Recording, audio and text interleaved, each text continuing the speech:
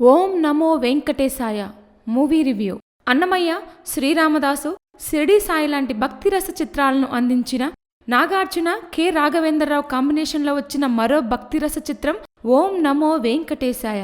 తెలుగువారికి పెద్దగా పరిచయం లేని హాథీరామ్ బాబాజీ జీవిత కథను, తిరుమల కొండ విశేషాలను తెలుగు ప్రజలకు పరిచయం చేసే ఆలోచనలో తెరకెక్కించిన ఈ సినిమా ప్రేక్షకులను, భక్తజనులను ఎంతవరకు అలరించింది?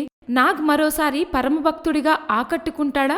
డివోషనల్ చిత్రాలను తెరకెక్కించటంలో తనకు తిరుగులేదని ఇప్పటికే నిరూపించుకున్న దర్శకుడు మరోసారి మెప్పించాడా? ఓం నమో వెంకటేశాయ కథేంటంటే, రాజస్థాన్ బంజారా ప్రాంతంలో జన్మించిన రామ అంటే నాగార్జున చిన్నతనం నుంచి దేవుణ్ణి చూడాలనే కోరికతోనే పెరుగుతాడు. ఆ ఆశయంతోనే ఇల్లు విడిచి వెళ్లి అనుభవానంద స్వామి దగ్గర శిష్యరికం చేస్తారు. ఆయన ఆజ్ఞ ప్రకారం ఓంకార జపం చేస్తూ కఠోర తపస్సు చేస్తాడు. అలా ఏళ్లు గడిచిపోతాయి. రామభక్తికి మెచ్చిన వెంకటేశుడు వటపత్ర సాయిగా వచ్చి బాలుడి రూపంలో రామం తపోభంగం చేస్తాడు. అయితే బాలుడి రూపంలో వచ్చినదే ఆ దేవదేవుడే అని గుర్తించలేని రామ ఆగ్రహంతో వెళ్లిపోమ్మని శాసిస్తాడు. ఆ బాధలో ఇంటికి వెళ్లిన రామానికి మరదలు భవాని అంటే ప్రజ్ఞా జైస్వాల్తో పెళ్లి చేయాలని నిర్ణయిస్తారు పెద్దలు. కాని భగవంతుణ్ణి దర్శించడమే తన ఆశయం అని భవానీకి నచ్చచెప్పి తన ప్రయాణం మొదలు పెడతాడు.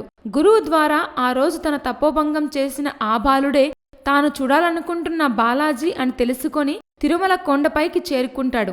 కొండమీదే ఆశ్రమంలో ఉండే కృష్ణమ్మ అంటే అనుష్క సాయంతో అధికారం చెలాయిస్తూ వెంకటేశ్వరుని సొమ్ము దోచుకుంటున్న గోవిందరాజులు అంటే రావు రమేష్ను ఎదిరిస్తాడు. కొండపైన జరుగుతున్న అన్యాయాలను మహారాజుకు వివరించి గోవిందరాజులను పదవి నుంచి తప్పించి తిరుమల బాధ్యతలను స్వీకరిస్తాడు. అలా ఆ వెంకటేశ్వరుని సేవకుడుగా మారిన రామ హాథీరామ్ బాబాగా ఎలా మారాడు, కొండమీద ఎలాంటి మార్పులు తీసుకొచ్చాడు, స్వామిని స్వయంగా చూడాలన్న రామ కోరిక ఎలా తీరింది అన్నదే మిగతా కథ. ఇక నటీనటుల పెర్ఫార్మెన్స్ విషయానికొస్తే, ఇప్పటికే అన్నమయ్య రామదాసుగా అలరించిన నాగార్జున హాథీరామ్ బాబాజీ పాత్రలో మరోసారి తన విశ్వరూపం చూపించారు. ఈ తరంలో భక్తుడి పాత్రలకు తాను తప్ప మరెవరూ న్యాయం చేయలేరన్న స్థాయిలో ఉంది నాగ్ నటన. అమాయకత్వం, ఆవేశం, కరుణ, భక్తి ఇలా అన్ని రసాలను అద్భుతంగా పలికించి హాథీరామ్ పాత్రకు పూర్తి న్యాయం చేశాడు. బుల్లితెర మీద ఇప్పటికే దేవుడిగా కనిపిస్తున్న సౌరభ్ జైన్ వెండితెర మీద మరింత అందంగా కనిపించాడు. లుక్స్ పరంగా అద్భుతం అనిపించిన సౌరభ్ నటన విషయంలో ఇంకాస్త దృష్టి పెడితే బాగుంటుందనిపిస్తుంది. కృష్ణమ్మ పాత్రలో అనుష్క నటన బావుంది. కొండకు చేరిన భక్తుడికి సరైన మార్గం చూపించే పాత్రలో హుందాగా కనిపించింది. విలన్గా రావు రమేష్ తనకు అలవాటైన నటనతో మెప్పించాడు. ఇతర పాత్రల్లో సంపత్ రాజు, రఘుబాబు, సాయి కుమార్ తమ పరిధి మేరకు ఆకట్టుకున్నారు.